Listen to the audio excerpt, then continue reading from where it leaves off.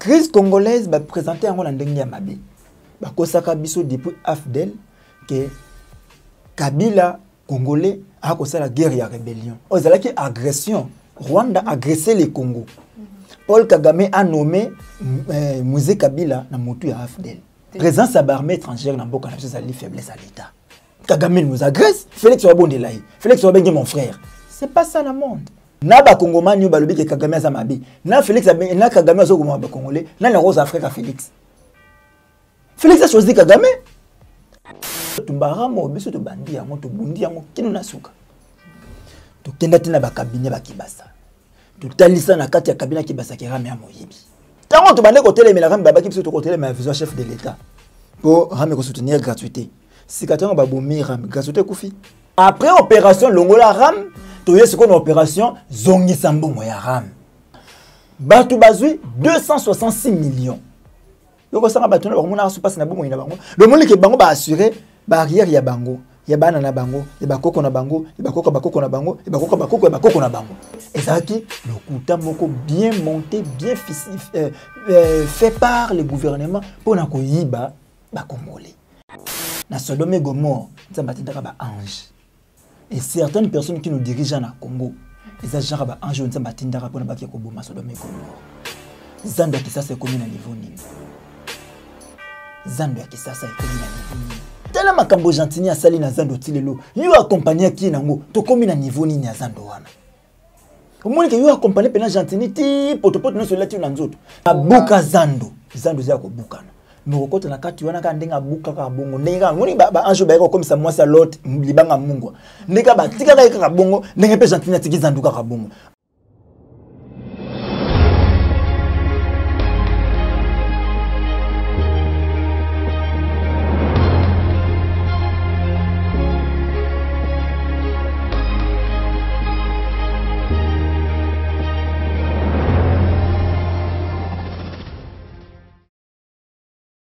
Très heureuse de vous savoir nombreux à nous suivre de partout dans le monde entier. Bandeko Balandia Plus Claire Télévision, Mbote Paibison et Zoami Bino. Bienvenue dans le numéro Asika, émission Nabino, Vérité de tous côtés. Émission Esika, Touloubila Kamboka, Total Isaka Bino, Maïmanson. Ezali Kolekanaka Tiamboka Nabiso, République démocratique du Congo. Mingi Mingi Tosimbaka, Barubru Kozali Bongo, politique, sécurité et paix sociale. Namokola Lelo, Plus Claire Télévision.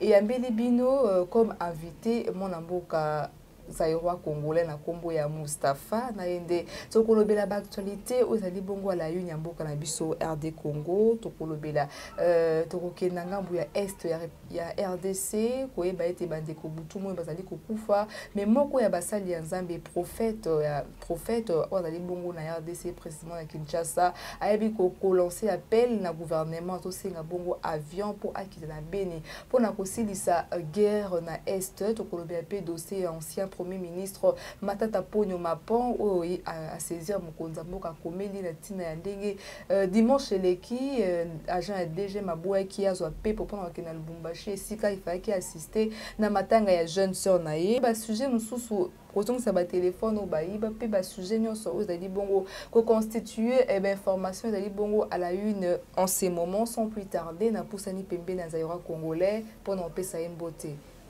Bonjour mon amour. Mbote, maman Judith Kamwa.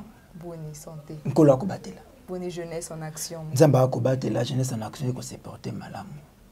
Jeunesse en action ko bunda bitumba na kati ya mboka oyo pona raison moko.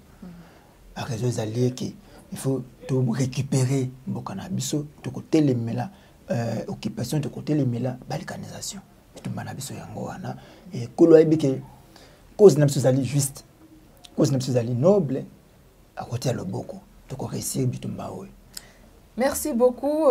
Nzamba Rota Loboko, tu peux réussir Bitumba Oyo Maloba ya Zaïrois congolais. Tozo kile olobi na maloba na yo mamba kobo ya balkanisation ya RDC. Tout moni mikoyote ko ya sommet za Union européenne, Union africaine. Tout moni ki population za ki déterminée pour na kobo ya balkanisation ya RDC.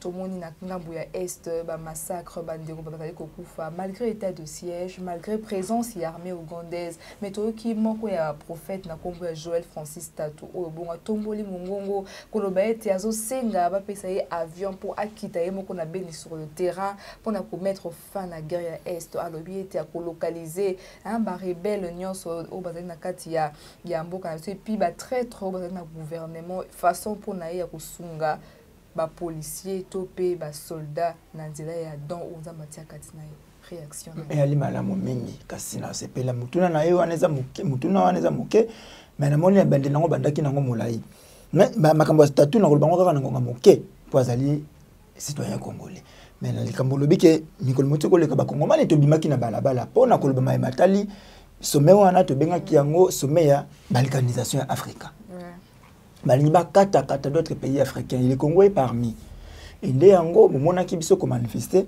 devant l'ambassade de France et puis qu'au Kenya Union européenne qu'on déposait au biso memo na kino idée zalaki moko posa na zalaki moko koloba na bato wana ke oh tout bakoki ko sala ba qu'il y a une nouvelle génération qui sait dire non. Il y a une nouvelle génération de jeunes congolais actuels conscients au baza prêté à coller chakababot gouvernement jeunesse congolaise au baza prêté ils a prêté plutôt ya ko simba mallette ya moyibi ils allaient prêter au bazali prêt à koloba non jeunesse aux alliés prêts à côté les mapos na cause ya mboka na bango. De la carte ya mémoire na biso za makambo mingi to ko meka ko souligner. To ala mot phare to baki na bango. OK. Le Congo za côté kate ezape ya ko kabate. Donc Congo to le baka na ngonga na ngonga Congo na motema to côté ka yango te to ko kabape yango te. Ni na ba français, ni na ba rwandais, ni na ba américain. En plus de ça, to le baki na bango ke ba tonga likolo ya zelote. Pour ce que tonginda konoti yango likolo ya zelo e kokweya. Et là on avertissait déjà batuana batonga likolo ya zelo te parce que kosuki la bango na mabe. Et na kati ya mémoire na biso 5 pages. Tout à l'heure qui comment crise congolaise ba kosa biso. Et je signifie encore que les mêmes mémoires wana etamboli bisike belé. Alors crise congolaise ba présenter yango na ndenge ya mabe. Ba kosa ka biso depuis AFDEL que Kabila Congolais a causé la guerre et la rébellion. Aux alaki agression. Rwanda a agressé les Congo. Paul Kagame a nommé Moïse Kabila na motu ya AFDEL. C'est le Rwanda qui nous a agressé. Comme preuve, Bogota na sima Paul il y a Kabila zalaki na James. Na James Kaba soki Kaba bereso Kaba rebe. Azalo pe mokolo mo to ko sola lelo na Rwanda. Conseiller spécial en matière de sécurité, il y a Paul Kagame. Azaki, ministre de la Défense na Rwanda. Azaki, chef d'état-major na Rwanda. Donc c'est sous Kabila Ndeto Vivaki, Motomoko c'est la chef d'état-major na Rwanda, Pena Congo. On a vécu ça sous Kabila. Donc ça c'est clair. À travers Rwanda, il y a Kabila qui s'est fait signer un accord disant les sols et les sous-sols appartiennent à l'AFDEL. Accord à l'Émirat. Au comment on a les lots, Ouganda nous réclame 300 km. Au comment on a les lots, Rwanda réclame à Nord, réclame à Kivu. Donc, ce sont les accords au Kabila qui ont signé. Et on a chute notre comme on a les lois du jour au jour. Ils veulent que partout où il faut autochtones bakima. Et lorsque les autochtones bakima, ils sont remplacés par c'est ça le combat à l'occupation. L'occupant veut vous faire peur. Pour que boti kanda kubango baya kofanda na katanda kuana. Et tant que vous faites des réqualification de la frontière africaine. Le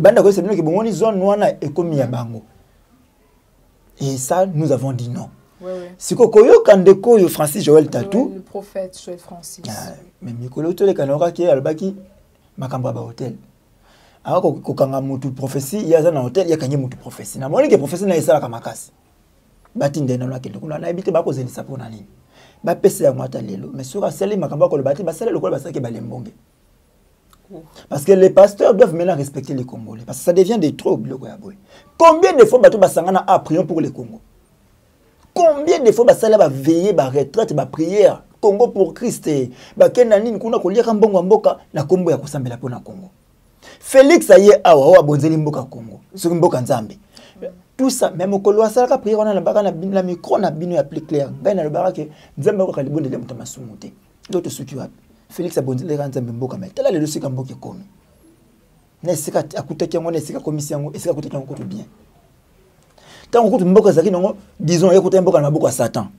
ya zo ngopesa na maboko nzambe parce que tala mboka ya pesa na maboko nzambe na mboka zaki na maboko Satan mais vous tofanda na mboka zaki na maboko Satan ke oya memi na mboka nzambe tout est par terre tout est chaos lelo Joël Tatou a loté que akende kuna pour identifier ba rebelle tant azaka na kati église akangi frère akosala kindumba na hôtel akangi frère akiko longola zemi na hôtel ye na église akangi mutu na hôtel bon sika za oto kanga batuma na benité mais le kola za na posa avion Félix zo avion kabila tambulaka nango pesa Joël Tatou pesa bato senga bakende to pesi 1 mois soka akokoki makambo wana azongi to komisie héros soka kokite alors osali ko basaki balembonge obe balembonge très bien basali ko basaki balembonge po ya baka akufa voilà moni omoni soki balembonge aseko kaka soka mobutu ya misu mai lokola bato ya lelo eke balembonge aseko kande lelo biso nso to komo ensemble na balembonge ndelo biso tu kende balembonge po ngo yende yesu aseko parce que oye pa ngasala lelo na bablo biso sengaka kuboka ngo na moyi boyete. Ça c'était une distraction, mais distraction il faut tout le monde se faisait à solo. Bon pesa iblo aussi. Parce que tout le monde a bail politique présent c'est barami c'est na kati ya ma bien biso plutôt ko yoka ba koya au moins bon il y a une initiative hein moni bail politique peut-être présence armée peut-être zala penza positif. Présence armée étrangère na mboka na biso za li faiblesse à l'état. Présence armée étrangère na mboka na biso li ko la kisatike et la kiseke mboka na biso eza na situation non état. C'est ça la présence de l'armée étrangère. Dans un État qui se respecte, un État fort, un État où ils ont armée, ils qui sont armée. Dernièrement, nous avons la fête de Bouzo, qui montait ma passe, que le armée la comme 10e dans le monde, en Afrique. Les gens sont malades. 10e, tu vois, une armée rwandaise, c'est le tout ça 10e armée zambienne côté même Soudan du Sud nous attaque. Mais est-ce que tous les armées puissantes ou bien des armes ou bien quand vous voulez parler, tant que vous le solo armée la biso allé 10e en Afrique. Pour que tombe ça la statistique la classe selon quoi? Armement na bino. Nombre ya ba homme na kata armée na bino. Modèle batuana bazali formé, modèle ba ko la mosala na bango. Depuis le 10e. Sika bino comme si 10e, pourtant beaucoup aussi ça ta kuluna tena kata kisasa. C'est pour dire que tu as été. Tala ni lelo ici. Il défie presque tout le monde. Oh, mais qui côté pour répondre c'est pas chez nous, c'est pas chez vous. Oh, non. Agresseur, bino boko bondela. Félix a bondela Kagame. Kagame nous agresse, Félix a bondela. Félix a bengi mon frère. C'est pas ça le monde. C'est parce que nous sommes un État faible. Nous avons la présence de l'armée étrangère, on est au côté de la Lelo ceux qui n'ont pas de papa n'a faible, le but de roya côté n'a pas bêté bina bina qui papa au salarié. Le but qu'on appelle papa musa outil bada yazu maman azu maman na biso qui na papa au salarié. Papa na kozwa hein kotomboka bato c'est. A kotomboka te pour ça faible. Pour ça arrive fort, tant que ba côté mba moka tomboki sili manana mutanga ko ya sima roya sauter. Mais tant déjà ba yena tongo ba yena midi ba yena pourquoi c'est fini et comme il en vie. Est-ce que si nous étions dans un pays où Dieu existe, Félix peut appeler Kagame frère. Félix préfère insulter les Congolais, mais protéger Kagame. Nani a bossé na kata ki sasa oyo Félix abenga biso ba kombantaba. Félix abenga biso ba nyanga la kata. Félix abenga biso ba ndoki. Ososoli, mais Félix abengi Kagame mon frère.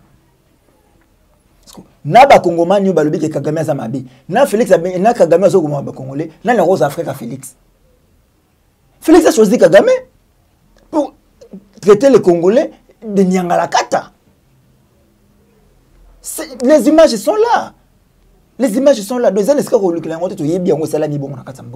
ça, ça veut dire que étant tellement faible, Félix ne se sent pas fort. Il se sent faible.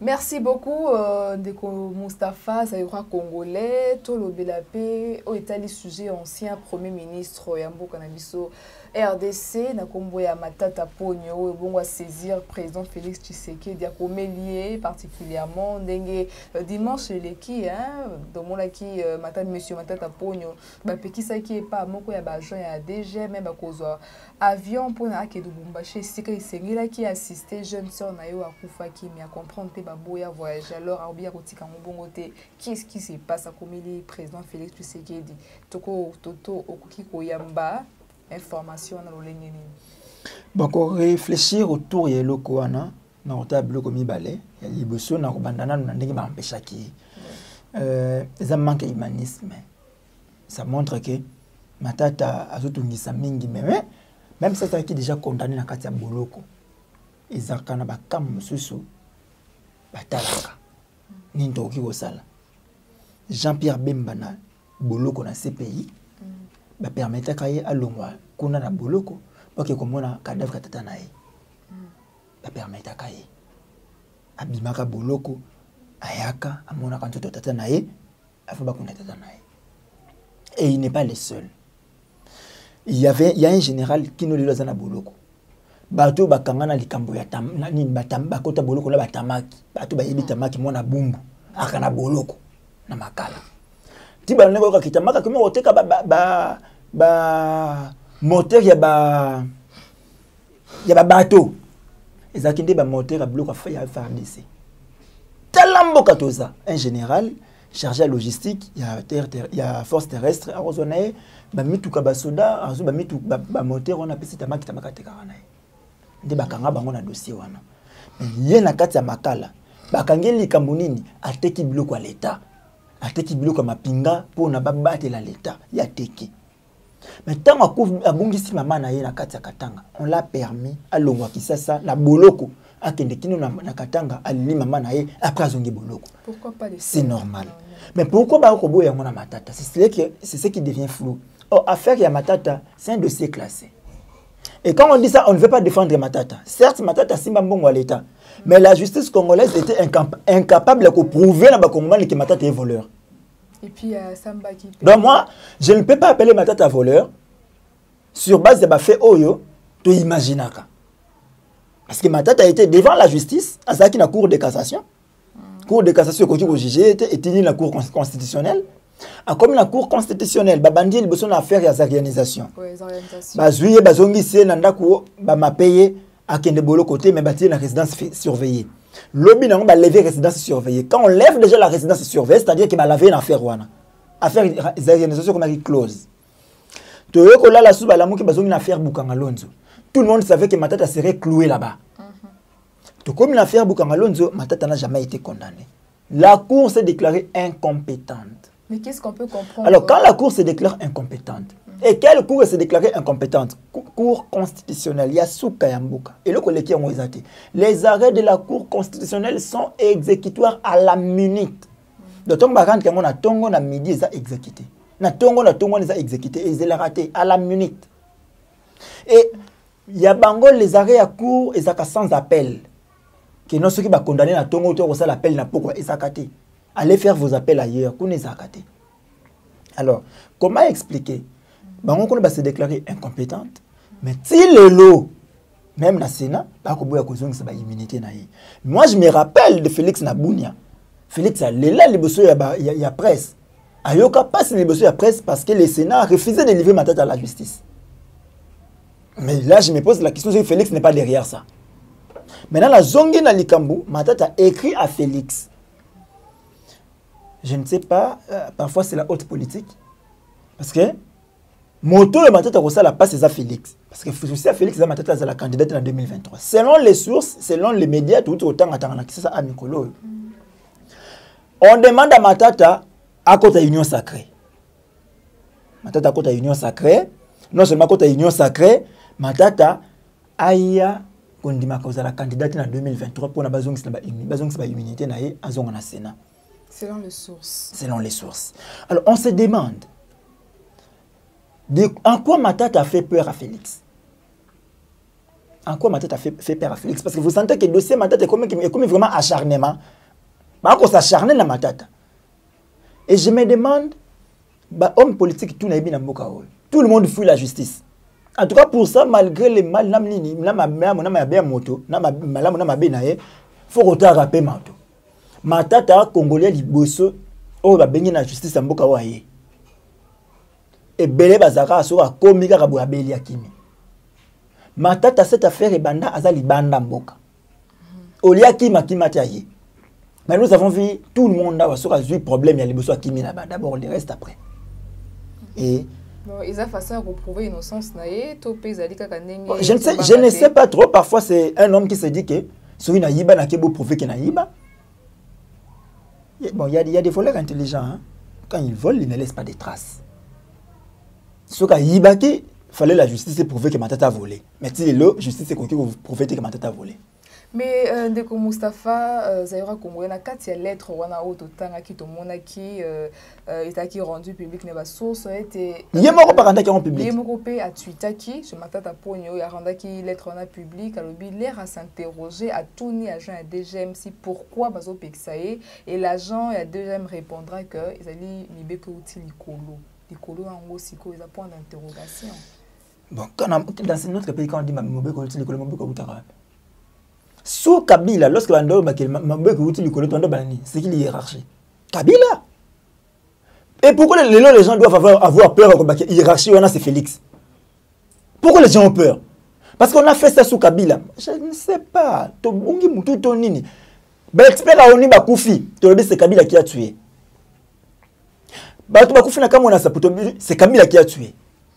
Mais quand les Congolais meurent aujourd'hui, qui tue? Mais c'est Félix.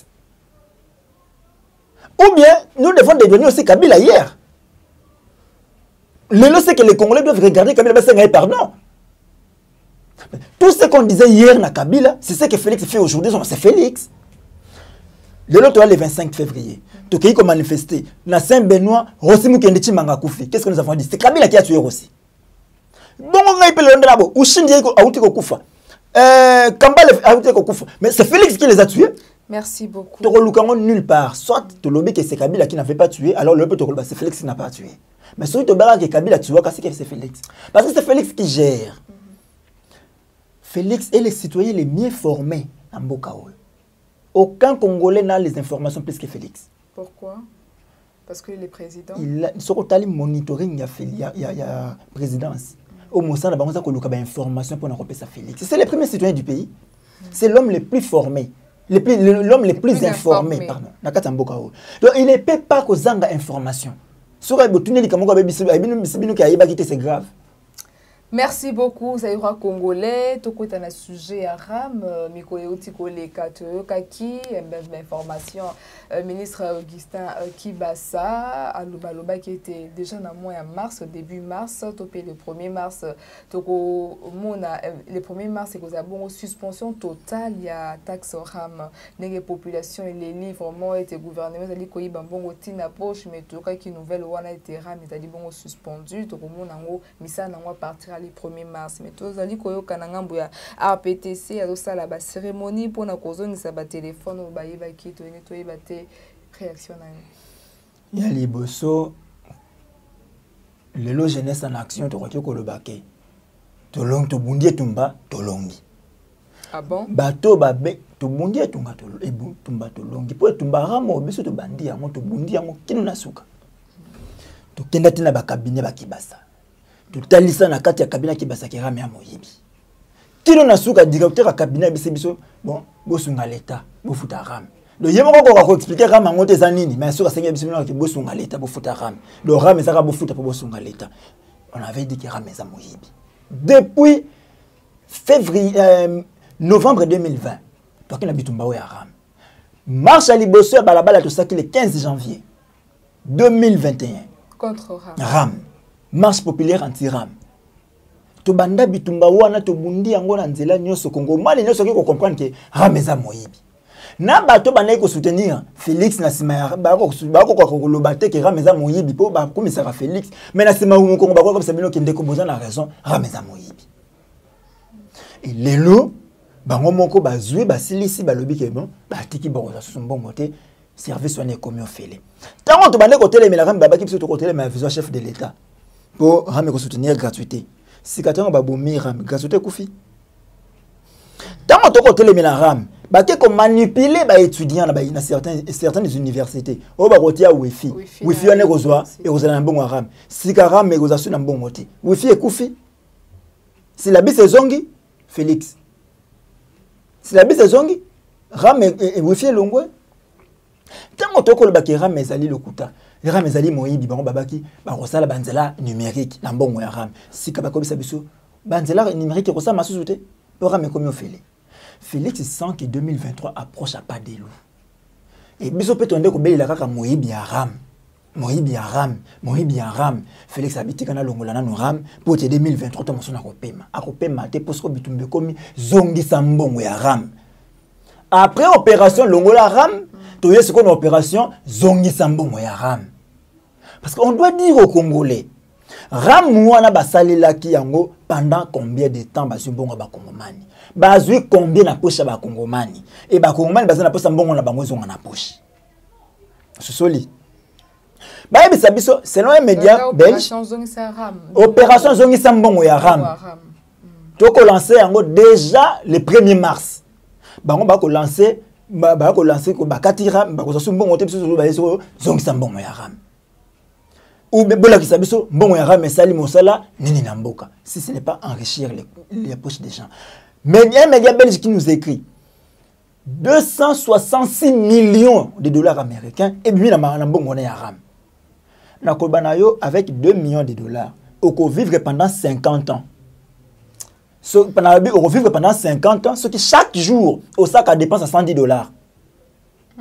Chaque jour, donc, au bimina tongo, il y a un bon akisi. Ce que vous avez un bon akisi na poche, vous avez un tongo, il faut aussi la bouton à voler. Ce que vous avez un bon à 2 millions, chaque jour, vous avez 110 ok, au sali, au lait sili, le bébé, vous avez 110. On va vivre pendant 50 ans. C'est cas, Batou Bazui, 266 millions. Donc, ça va battre, on a passé na bon, le monde qui est bango va assurer.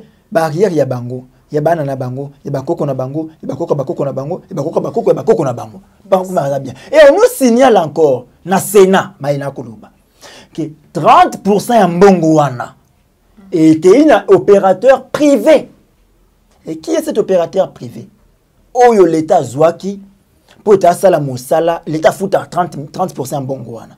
Or cet opérateur privé ndeko sala mosala on est RAM, on dénonce ça ici na chaîne Nabino. Molinga na ngai abitumba to ninjoli ayebi. To lobby yango mikolo na mikolo. RPTC ayebi makamto ko loba. 5 sociétés 5C énergie. On a dénoncé cette société. On a fouiné, on a trouvé qu'ils étaient dedans.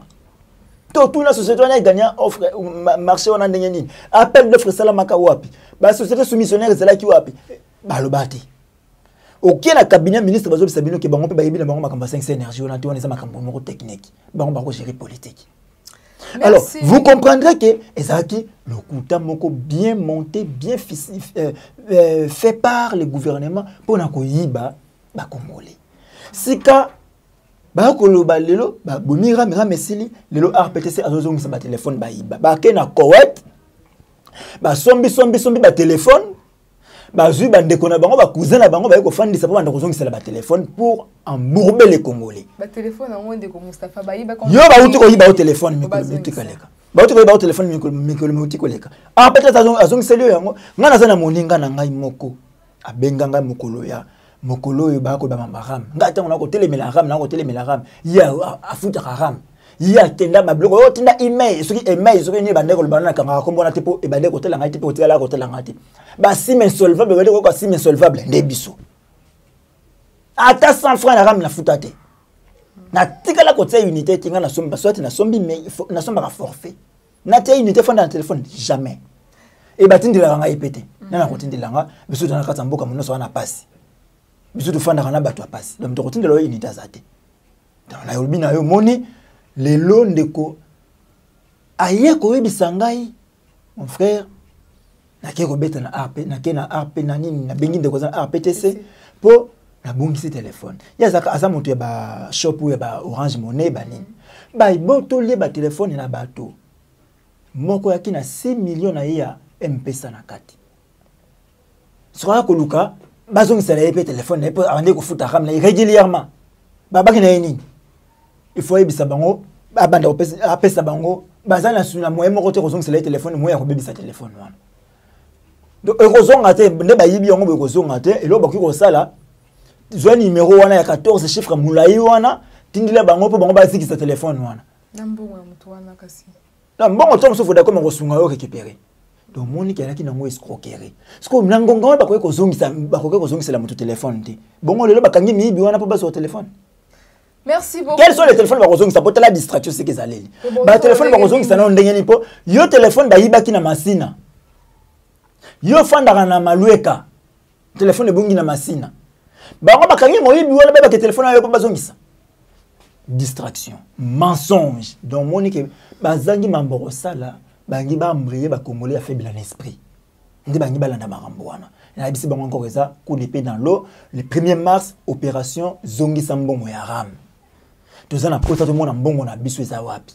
O ba osala wana bisangai ba kena Koweït, ba sombi ba téléphone o ya kala batika kawana, de ba ko zongi sala ba congolais. O ba ngombe ba ciblé. Olandela ngolo so wapi bilongi so esala kuna. Montage. Olandela batu so basala kuna. Merci beaucoup Moustapha Zaïra congolais opération Zongi Sambongo ya ram. Le 1er mars baimboka balobela ki en opéra mais si oui bien sûr. Là tous les victimes. Oh nous sommes victimes, il y a toutes les victimes ya makambo ram. Boya to sanga na ebele. Bino bozana bambongo na bino ba liebino ba $5 ekenda, ba $10 ekenda, ba $20. So banda kanisa banda novembre 2020, banda kokata mbongo wana. Ti février 2022. Au foot mbongo na pendant combien d'années? Combien de mois? Merci beaucoup. Mbongo boni foot na kati wana. Merci beaucoup Moustapha. To lobela muki mikoloti koleka lobeleki évaluation encore cadre à Addis Abeba. Avant les distractions. C'est basé évaluer parce que depuis ça aujourd'hui basé évaluer tout na bango tant balobi accord cadre Addis Abeba on a ba appliquer ngo wapi. On a mboka na biso ezaka na monte. Et puis na moni so mutu ba tina coordination makambo na nani Félix. Moni ba moké et ça so sérieuté. Donc na kolobela ngote. Pourtant kaka na moni déjà batu ba côté na comment to na kati ya mboka na baka ngo toujours que tous les dirigeants africains sur 100%, 98% sont des marionnettes. Est-ce que les marionnettes peuvent faire le komoko ya malunga? Accord cadre Addis Abeba na basaki na kati ya mboka oyo bengaka ya ndako ya Union africaine. Na kati ndako ya Union africaine wana batongi yango na mbongo ya Union européenne. Et vous pensez que ça peut produire quelque chose de bon pour l'Afrique? Rien du tout. Ça ne peut jamais produire quelque chose de bien pour l'Afrique. Et là, quand on batongi na mbongo ba ennemi ba africain. Oko zabasa nini pona ba africain. Eza distraction monene Félix comment ta mukolo accord cadre Addis Abeba. Ngata linga ite otala ngai pete. Tout que ne malé mais bon ko chuter na émission na biso meto lobela muki tozali koyoka ko lobela biso en profondeur commémoration et à Mobutu tout le monde à la mboka na biso ba président bataka commémorer tout le monde a ancien président Joseph Laurent Désiré Kabila tout le monde a nenge ba commémorer kaye mais tozoyoka été date le 7 septembre ko date ko la bongo prévu pour na to ba commémorer on a ki bongo pe ancien moko ya ba président mboka na biso RDC d'ailleurs on sait qu'il bon Mikole na pouvoir 32 ans na lobby boy le Camboa na lobby aucun président ne peut être oublié na mboka oyo quel que soit les résultats de son mandat quel que soit mais na bino que ça bato musu to ko supprimer ka bango faut bazaka na pona ko wolola ka ba famille na bango asa mabe mufandise wana mabe ko wolola famille na eso beaucoup na date na bandi ko wolola famille na ye na zui mutu loko la Etienne Tshisekedi basali mozole na nzela ya nzele kuna na Etienne Tshisekedi basali mozole boko bossa na Mobutu le maréchal. Certes tout homme a ses erreurs là to bossa na mote mutu no sala mabe na ye azape na malamu na ye Mobutu sala mabe asala na mboka oyo ebele to boyite mazape na malamu asala na mboka oyo ebele o to koki kozwa to sala makambo malonga boni bokozwa bo effacer na histoire bana mususu lelo bakoyeba suto Mobutu te bana mususu bakobosa na histoire ya Mobutu et cet homme ne peut jamais être effacé na mitu ya bakongomani yango to décidaki il faut tout ça l'éveil citoyen chaque le 7 septembre tokobanda ko commémorer pe Mobutu tokobanda ko lobela ngo tobanda ko tila ngo makelele tokobosa na yo te le maréchal yango tokobenga kongomani nyonso basa joindre na biso tokanisa mokolo na le 7 tokosala nini mais pendant le 7 septembre 2022 oyo o tokokende déjà ko tia ya biso pe monument ya Mobutu botango wapi na nzele soki tokozala na mbongo te pona kosala monument ya moto tosala ekeko ya Mobutu totelemisa tokolona ta nzete tokolo na tanzete to sopelaka yango mai ekola mbula na mbula bato ba batela kanzete na babenga ngota Mobutu. Pour nous ça sera un signe que tobosani ete azali na bomo ina kata mitema na biso. Cet homme nous a prêché l'unité nationale. Malgré ma béo to ko beaucoup reprocher na yazalaki nango, mais cet homme nous a laissé quand même unis. Quel que soit ma salamaki na tango na ye babumaki babengana ki ba luba na kati ya katanga basalaki boy basaki boy, mais du moins cet homme sous son règne toyoka kité ki batumoko ba président na biso. Oh président na biso te azakité. Au pouvoir na biso bangala ezakité. Au moins pour ça nous devons les reconnaître. Nous devons reconnaître que Mobutu sous son règne quand il était encore fort, quand il était encore avec na bomo inzoto makasi mo viol na Congo bande ko existait. Il faut dire ça à nos enfants. Boti robinisa Mobutu na biso bana na biso ki azakaka moto mabe. Non. Sous Mobutu mo viol ezakité na Congo. Oto ko mona lelo to komi capitale mondiale ya viol. Bisika na maman il y a 59 ans, na maman il y a 60 ans, na maman il y a 70 ans, bah ko violer. Bah violer moins une année. C'est ici chez nous qu'on vit les lots. Mais sous Mobutu, il n'y en avait pas. On doit dire ça aux enfants. Mobutu, tika biso boyete. Auto ko kuta lelo za fruit, il y a Kabila les pères au bâti na mausolée puis maintenant parler de la nation. Il faut dire ça aux enfants. Il faut dire ça aux enfants. Donc biso to ko sala niango. Le 7 septembre 2022 et ngongana banda kolobela rango partout mikolo banda kolobela yango pona ko sensibiliser ba Congomani. On ne peut pas oublier Mobutu. On ne peut pas les laisser partir comme ça. Et quand Félix aussi partira, to ko bandola ki sabana ke moni sous Félix baliaka biso mbongo ya ram. Sous Félix le kabande ko kotsa biso maboko na poche ko bimisa biso mbongo. Sous Félix signera accord ya na Rwanda pour que Rwanda banda ko so or na biso ki ndiko rafinir ngo na kinyo biso zo le côté bango balia or na biso. Sous Félix basaka nzela kasindi tina Kampala. Sous Félix ngai na comprendre que accord à l'éméré bandi ko za exécuter. On va dire ça aux enfants. Cela n'échappera pas. Ce que biso to kufi bana bana na biso ba ko yeba yango et on va lutter pour ces pays. Merci beaucoup, Ndeko Moustapha, Zéra Congolais, on va lutter pour ce pays. Bon, c'est important, hein, que l'histoire est bonne à côté, que tracer l'histoire, le lingue est allé, et surtout que avec bon moment que le président, avec quand même tout le monde na kati ya mboka oyo, tout comme na suka émission na biso, vérité de tous côtés, bayo balandi, lecture na yo to analyse na yo na ozoli kana kati ya mboka na biso na kati ya est ya RDCPA wana Kinshasa, message na ya suka, bandeko ba retenir nini na obostole ko lekana kati ya mboka na biso baga tenir que bato balingi mboka ote le Congo na kopesa raison na Santini ya na écrivain italien moko bo akomaka livre moko ces imbéciles qui nous gouvernent. Ces imbéciles là les Congolais nga tangi komba moto te na lobi pe Congomani te na lobi pe africain te na lobi pe na tenga na tangi de kombo ya Santini akoma livre ces imbéciles qui nous gouvernent. Nesika natali susu na likolo na kanisi na Sodome et Gomorrhe, ange. Et certaines personnes qui nous dirigent na Congo, ils ont genre ange on s'ambatindara pour na baki koboma Sodome et Gomorre. Genre ange on s'ambatindara soka lembi mokili wana bino lembi bino atindeli bino ba ange on po ya ba finir na bino. Na yango na metunu na rotuna Félix na Gentini Ngobila. Zando kisasa ekomi na niveau nini? Zando kisasa ekomi na niveau nini? Félix yo lobaki yo Félix yo moko biso te batu tindaki yo batu bokolanda bokata ndambo boko misela Félix maloba o kitongo yuzo kende wenze wana ya Zando na mama Marthe babone ko na mutu kaboka ndeko kota bien na Zando yango Zando ibebi Zando komi mabe batonga Zando ya sika tala makambo Gentini asali na Zando tilelo yo accompagner ki nango to komi na niveau nini ya Zando wana au moins que yo accompagner pena Gentini ti potopoto no cela ti na nzoto plus de 30 000 emplois bobomi na Zando wana kaka boye batu bazali ko chômer biloko batu baleki na bazando le bango ko koteka biloko na bango ba magasin le bango na kati kuna mwe bateka so ezalite obi combien de Congomani bandi ko kufa nzala. Tout ça c'est Félix parce que accompagner qui Gentini tango kinwa zo boya batu bapesa ki crédit maloba ya Félix.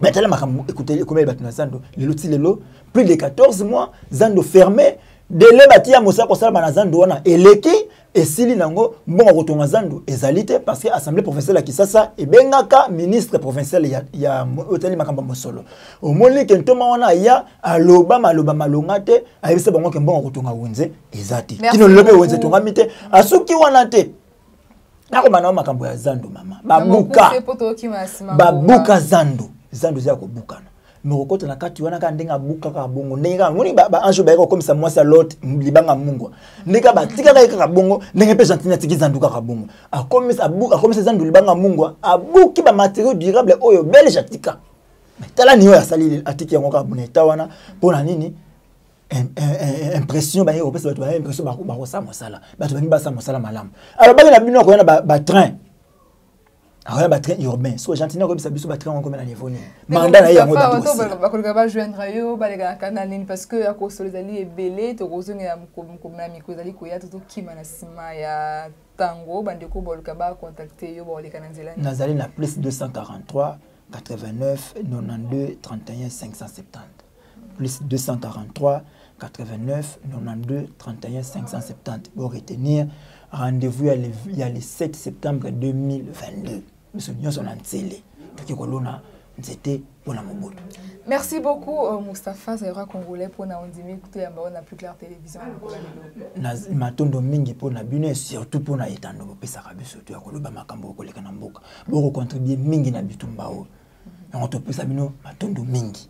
Merci beaucoup. Merci Nabino Bandeko Balandi à Plus Clair Télévision. Vous avez partout. Bon, pesa biso confiance. Vous avez émission Nabino vérité de tous côtés. Si katolo bela kambo katotali sakabino vous allez na kati pe libande ya mboka koeba à la une topé à la page aux ali bon ko lekana kati ya mboka na biso République démocratique du Congo to komina suka. Ya émission na biso ya mokola lelo au CP na vidéo oyo like et partager en pourquoi pas ko fina cloche à notification pour rater bon vidéo mon côté aux informer à temps réel. Merci à la grande équipe technique qui nous accompagne pour ce grand travail. Merci à Joël Gonago, chasseur d'images, aux amis à la caméra. Merci au cordon au Pima Fouikou. Merci à Dacosta Mondé et El Capo. Merci à Popo Layombe. Merci au DG Joël Kombe. Bon rétablissement à toi.